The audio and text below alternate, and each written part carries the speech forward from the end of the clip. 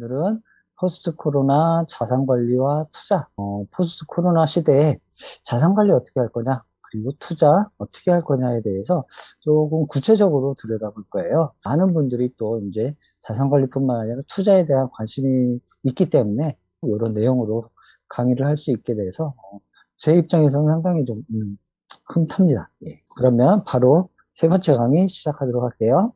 돈 걱정 없이 잘 살아갈 수 있는 방법이 있다라면 저는 최경자가 그 대안으로 굉장히 괜찮은 방법 아닐까 그렇게 생각을 합니다. 최경자는 여기 나와 있는 것처럼 줄임말이에요. 최소한의 경제적 자유의 줄임말이라고 할 수가 있습니다. 자산 관리를 함에 있어서 이렇게 생각을 할 수 있죠. 예. 평생 살아갈 때 30대, 40대, 50대, 60대를 지나면서 여기 보시면 수익 곡선이 있습니다. 예. 우리가 돈을 벌 수 있는 그런 이제 나이대, 연령대가 있는 거죠. 예. 그래서 직장이라든가 사업이라든가 장사라든가 그런 걸 통해서 이렇게 돈을 벌게 될 겁니다. 빨간 선이죠? 빨간 선인데 돈을 벌다가 어느 정도 이제 60대가 넘어가고 이렇게 되면 이제 은퇴할 시점이 다가오게 되죠. 예. 그러면서 어떻게 보면 직장 다니시는 분들 같은 경우에는 아무래도 이제 그 은퇴 연령이 있잖아요. 정년퇴직을 해야 되고 그러다 보니까 그 이후에 물론 뭐 재취업을 할 수도 있지만 사실 취업을 해가지고 돈을 번다는 게 쉽지가 않죠. 그러다 보니까 수입 자체가 굉장히 줄을 수밖에 없을 겁니다. 자, 그리고 요 파란색 선은 지출곡선인데요. 지출곡선 같은 경우는 이렇게 올라가죠. 올라가는데 문제는 뭐냐면 지출곡선이 그리 떨어지지 않는다는 겁니다. 예, 그래서 항상 많은 사람들이 걱정을 하는 게 뭐냐면 노후에 이 수익곡선은 굉장히 떨어져 있는데 지출곡선은 떨어지지 않기 때문에 이 두 격차 때문에 발생되는 돈이 모자라는 거죠. 그래서 젊었을 때 많이 모아놨으면 이것이 좀 노후가 좀 덜 걱정이 되겠지만 많이 그렇지 못하다면 이 노후가 굉장히 부담이 될 수밖에 없겠죠. 예. 그래서 어떻게 보면 노후에 대한 대비는 젊었을 때 자산 관리라든가 노후에 대한 대비를 어떻게 했냐가 가장 중요한 포인트라고 말씀드릴 수 있을 겁니다. 저는 이런 이제 평생 동안의 어떤 자산이라든가 이런 관리를 함에 있어서 꼭 말씀을 드리는 게 뭐냐면 지금까지 한 번도 재무 컨설팅을 받아보지 못했다라고 하면 꼭 한번 받아보십사라고 말씀을 드립니다. 금융감독원 홈페이지에 가보시면 여기 무료 온라인 재무진단을 받을 수 있는 서비스가 있어요. 여기 보면 간편진단이 있고 정밀진단 두 가지 다 무료로 다 하실 수 있어요. 꼭 한번 시간 되실 때 가셔가지고요. 예, 간편진단하고 정밀진단 꼭 한번 해보시기 바랍니다. 예. 그리고 금융감독원 홈페이지에 가보시면 여기 무료 온라인 재무진단을 받을 수 있는 서비스가 있어요. 여기 보면 간편진단이 있고 정밀진단 두 가지 다 무료로 다 하실 수 있어요. 꼭 한번 시간 되실 때 가셔가지고요. 예, 간편진단하고 정밀진단 꼭 한번 해보시기 바랍니다. 예. 그리고 더 쓸 수가 없어서 그렇죠. 예. 예. 보통 70대 이후는 연금이라고 보셔야 될 것 같아요. 그래서 연금 들어오는 만큼 그거밖에 쓸 수가 없잖아요. 다른 수입이 없으면. 예. 그러다 보니까 이렇게 한 선으로 쭉 이어지게 되는 겁니다. 이 A 영역은 뭐냐면 수입보다 지출을 더 많이 하는 영역입니다. 즉 마이너스 영역이라고 볼 수가 있고요. 이게 A 영역이 그렇고 B 영역이 그렇습니다. 그 다음에 C 영역하고 D 영역은 지출보다 수입이 더 많죠. 그러다 보니까 플러스 영역이에요. 그래서 우리의 인생 전체를 경제에 대한 걸로 긍정관점으로 봤을 때 A 플러스 B하고 C 플러스 D를 비교를 할 수가 있어요. 근데 A 플러스 B가 C 플러스 D 영역보다 크다. 이렇게 됐을 때 우리는 이러한 인생을 뭐라고 부르냐면요. 마이너스 인생이라고 부릅니다. 그렇죠? 예. 마이너스 영역이 더 크잖아요. 그래서 사실 우리가 이렇게 살지 않기 위해서 자산 관리가 필요한 거죠. 예. 노후까지 돈 걱정 없이 잘 살아갈 수 있도록 준비하는 것이 바로 자산 관리다라고 말씀드릴 수 있을 것 같아요. 예. 자, 우리가 앞에서 본 그래프를 이런 식으로 변경을 합니다. 어떻게 변경을 하느냐? 여기 보시는 것처럼 마이너스 영역을 줄였죠? 그리고 플러스 영역을 더 확장시켰습니다. 자, 그렇게 되면 플러스 이제 되겠죠? 직장인들 같은 경우 저는 컨설팅이나 뭐 이런 쪽에서 얘기를 할 때요. 예, 수입의 최소 40% 이상은 저축이나 투자를 해야 된다. 만약에 이게 없으면 자산이 늘어나진 않죠. 그래서 저축을 얼마나 할 수 있느냐. 내가 받는 수입에, 들어오는 수입의 몇 퍼센트를 저축이냐, 아니면 그런 걸 또 투자를 연결하느냐가 어떻게 보면 가장 중요하다라고 좀 볼 수 있겠습니다. 최경자의 제일 중요한 포인트는 뭐냐면요. 젊었을 때는 열심히 버시고 모으시면 돼요. 모으시고, 그 다음에 그것들을 잘 활용해서 이 노후까지도 돈에 대한 걱정 없이 어느 정도 여유 있게 살아갈 수 있는 것을 찾는 것. 이게 바로 최경자라고 말씀드릴 수 있는 거고요. 굉장히 중요한 개념입니다. 실용적이고 실속 있는 계획이라고 볼 수 있을 겁니다. 예, 그래서 이 개념을 가지고서 준비해 나가는 것이 보다 더 어떻게 보면 중요하다라고 볼 수 있을 겁니다. 제가 자산 관리를 위한 5가지 팁을 말씀을 드릴 건데요. 첫 번째 팁은 변액보험에 대한 얘기입니다. 예, 보험은 무게 중심을 미래에 두고 있는 거죠. 보험이 많으면 나쁜 건 아닙니다. 예, 미래를 대비를 많이 하는 거예요. 근데 이제 현재 보험료가 너무 많이 나가다 보니까 현재에 대한 대비를 사실 하기가 어렵죠. 그래서 나중에 보험료가 부담이 돼서 해지를 하다 보면 손해를 많이 보는, 예, 그런 케이스들이 나오는데요. 그중에 굉장히 많은 보험들이 있는데요. 예, 예, 변액보험은 예, 고객의 보험료를 납입을 하면 고객이 그러면 그걸로 보장도 해주면서 그 돈을 펀드 투자를 하는 거예요.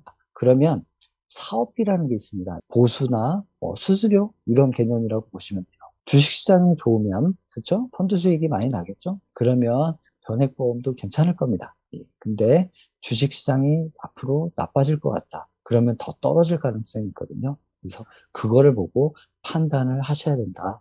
그래서 변액보험은 주식시장의 움직임도 체크를 해보시고 어느 정도 해서 수익이 좀 많이 났다. 그러면 유지를 하시고요.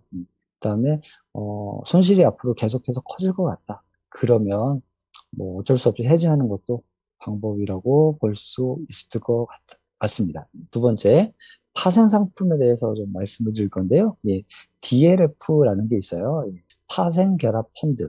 파생 상품이라는 건 뭐냐면 어떻게 보면 어떤 조건이 들어가 있는 상품이라고 보시면 됩니다. 파생 상품은 조건이 있다는 거 확실하게 알아야 되고요. 모르면 어떻게 한다? 가입하지 마세요. 하시면 안 됩니다. 예. 자, 그리고 퇴직연금 있는데요. 예. 정년퇴직이 아니라 중간에 나와도 마찬가지입니다. 그러면 법적으로 퇴직금을 요즘에는 IRP 계좌로 주게 되어 있습니다. 근데 퇴직소득세를 떼게 되어 있어요. 퇴직 그 금에는. 근데 IRP 계좌에 퇴직소득세를 안 뗍니다. 그 IRP 계좌에서 내가 돈을 찾게 되면 그때 퇴직소득세를 내게 되어 있어요. 근데 이거를 연금으로 받게 되면 연금 소득세로 나중에 연금 받을 때 3.3에서 5.5%로 분납을 해서 조금씩 내도록 되어 있습니다. 나중에 이제 퇴직소득세를 내게 되니까 그 돈을 가지고서 운용을 할 수 있어요. 그동안에. 그래서 운용소득에 대해서 예, 세금을 늦춰내는 효과도 거둘 수가 있고요. 그 다음에 연금으로 받게 되면 퇴직소득세의 30%를 감면해 줍니다. 그래서 퇴직연금 IRP 계좌 받으시면은요, 퇴직금 받으시면 요거는 간간한 찾지 마시고 나중에 연금으로 받는 게 훨씬 유리하다.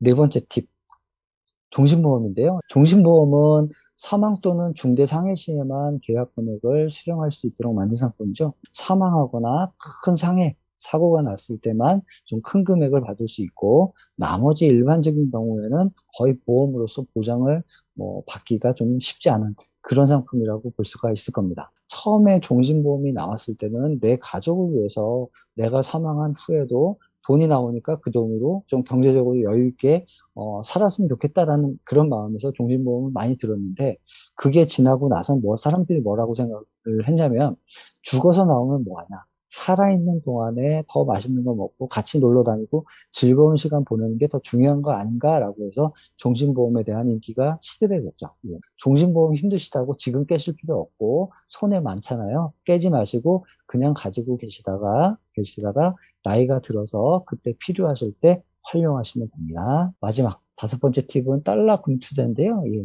자, 대부분 이렇게 해서 거의 뭐 움직이지 않던가 아니면 올라갔다가 떨어지는 식으로 많이 움직입니다. 환율은. 자, 근데 여기 동그라미 친 거 뭘까요? 98년 IMF, 2008년, 2009년 글로벌 금융위기. 그렇죠? 예. 이런 국제적인 이벤트가 있을 때 환율은 많이 뜹니다. 달러 가격 많이 올라간다는 얘기예요. 그래서 달러 투자는 이럴 때를 제외하고는 나머지 기간들에 별로 도움이 안 됩니다. 예. 그래서 달러 투자 생각하시는데 달러 좀 떨어졌다고 달러 투자해볼까 생각하시는데 과히 도움 안 됩니다. 투자의 시대, 예, 투자의 시대죠. 투자 지금 필수가 됐습니다. 투자하고 투기에 대한 생각을 하셔야 되는데 저는 이 알고 하는 것, 모르고 하는 것이 어떻게 보면 투자와 투기를 구분할 수 있는 가장 중요한 핵심 키워드라고 생각을 하고요. 자, 그리고 가상화폐 얘기 잠깐 할게요. 예. 가상화폐 업계에서는 이 비트코인이라든 가상화폐 같은 게 앞으로도 계속해서 신뢰가 커지면서 주 화폐로서 등록이 되고 더 활용성이 커질 거다. 이렇게 얘기를 했고요. 비관론자는 뭐라고 얘기해서는 본질적 가치 없는 투기 수단일 뿐이다. 이렇게 얘기를 했습니다. 그 다음에 비트코인 같은 경우는 비트코인을 만든 일본인 그 경제학자죠. 이 사람이 어떤 지금 현재 화폐들의 문제점을 대체할 수 있는 화폐로서 비트코인, 가상화폐를 만든 거죠. 예, 그래서 역할을 했는데 지금 사실 그 역할을 하지 못하고 있죠. 원래 가진 본질적 가치 자체가 사실은 전혀 활용이 되고 있지 않다라고 봐야 됩니다. 현재는 투기 수단이라고 볼 수가 있어요. 하지만 가상세계가 만들어지는 것에 대비해서 디지털 화폐라는 것을 지금 고민을 하고 있고 만들기 위한 작업들을 진행을 하고 있어요. 예, 그래서 그런 경제가 만들어지게 된다면 당연히 국가에서 만든 디지털 화폐가 융통이 되겠죠. 될 수 있으면 가상화폐 투자는 좀 안 하시는 게 좋다. 예, 저는 이걸 투자로 보지 않고요. 예, 지금은 그 시기가 아니기 때문에 좀 투기로 좀 보고 있습니다. 그럼 뭐 해야 되느냐? 몇 년 전부터 ETF가 굉장히 유행하고 있죠. ETF는 인덱스 펀드인데 거래 편리성을 위해서 만들어 놓은 펀드라고 볼 수 있어서요. 주식시장에서 실제 주식 종목처럼 거래할 수 있습니다. ETF의 장점 굉장히 많습니다. 실시간 매매, 주식처럼 거래가 되니까 실시간 매매 가능하고요. 그 다음에 빠른 현금화가 가능합니다.